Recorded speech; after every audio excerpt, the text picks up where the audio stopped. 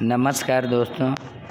हम जानते हैं कि सांस हमारे जीवन का आधार है।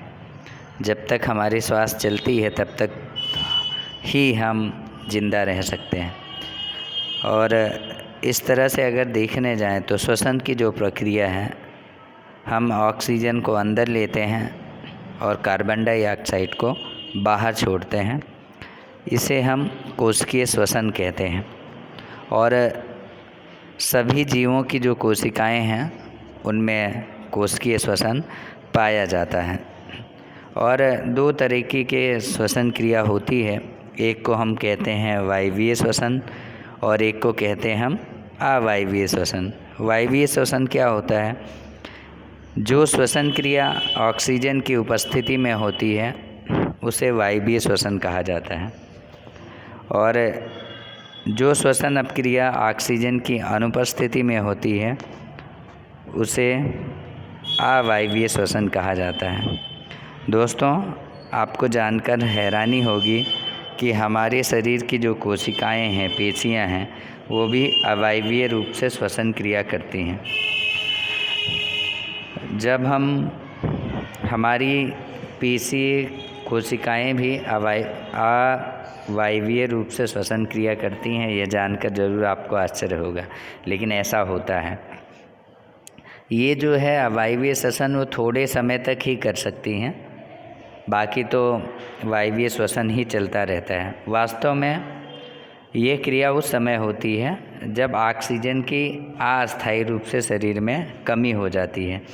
जैसे बहुत देर तक व्यायाम करने से, तेज़ी से दौड़ने से, कई घंटे टहलने, साइकिल चलाने और भारी वज़न उठाने जैसे अनेक कार्यों के लिए क्या होता है, अधिक ऊर्जा की आवश्यकता होती है।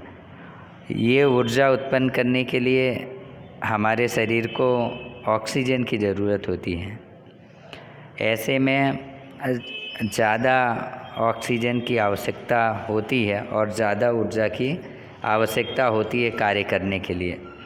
तो ऐसी स्थिति में जो पेशी कोशिकाएं हैं वो अवायवीय श्वसन द्वारा ऊर्जा की जो अतिरिक्त मांग है उसे वो पूरा करती हैं।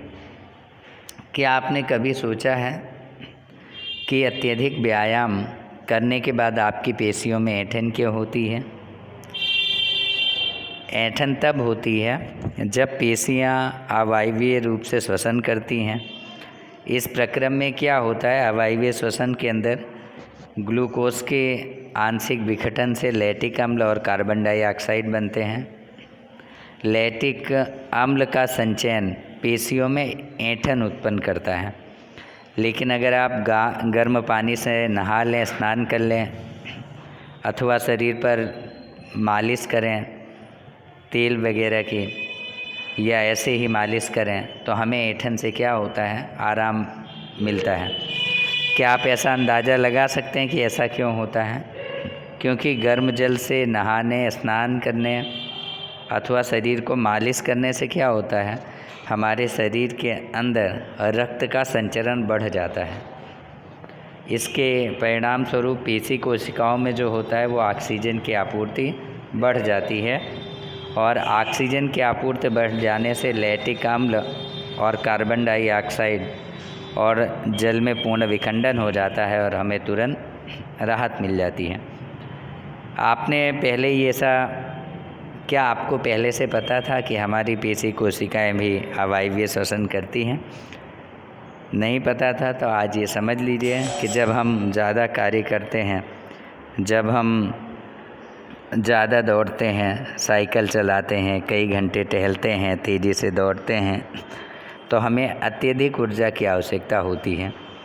अत्यधिक ऊर्जा की इसी मांग को पूरा करने के लिए हमारी पेशी कोशिकाएं क्या करती हैं, अवायवीय श्वसन द्वारा ऊर्जा प्राप्त कर लेती हैं। और दूसरा, अगर आपको ज़्यादा व्यायाम करने के बाद और ज़्यादा दौड़ने के बाद, ज़्यादा साइकिल चलाने के बाद अगर आपको इस तरह से पेट में ऐंठन वगैरह हो तो आपको चिंता करने की आवश्यकता नहीं है। आप गर्म पानी से नहा लीजिए या शरीर की मालिश कर लीजिए तो आपको उसमें तुरंत राहत मिलती है। क्योंकि हमारा जो रक्त परिसंचरण है वो बढ़ जाता है। उम्मीद है आपको आज नई चीज़ सीखने को मिली होगी। स्वस्थ रहें, मस्त रहें। धन्यवाद। Thank you so much.